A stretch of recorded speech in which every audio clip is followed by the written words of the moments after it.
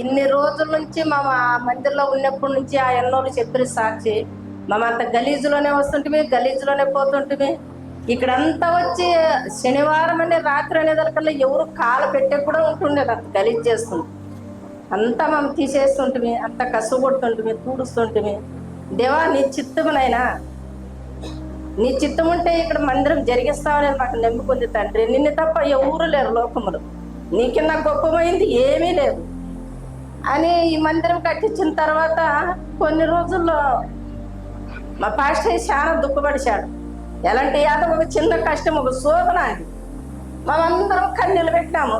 సభ ఇది అయిపోతుంది, పాస్టర్ ఏమన్నా అయిపోతే దేవా ఎవరున్నారు ఈ సభకి? ఈ సభకి మాకు చెప్పేవాళ్ళు ఎవరులే. పాస్టర్ అమ్మ కూడా ఆయమ్మ తెలివి మంత్రాలు కాదు తండ్రి. ఈ 4 మూల దిక్కు నుంచి నువ్వు ఎక్కడి మందిరానికి మాకు సహాయం చేస్తావో పాస్టర్ నీకేం తెలుసయ్యా, మాకు తెలియదు తండ్రి అనుకున్నాను.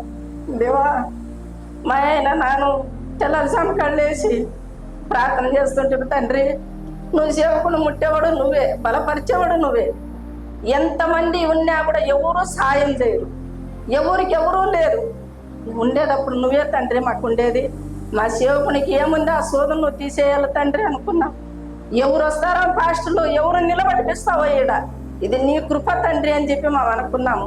4 మూల తట్ల నుంచి నా తండ్రి ఉబ్బిలి తట్టు నుంచి ఒక పాస్టర్ అయిన మా సేవకు తెచ్చినాడని ఆయన కృప అని చెప్పి మీ అందరూ బాగా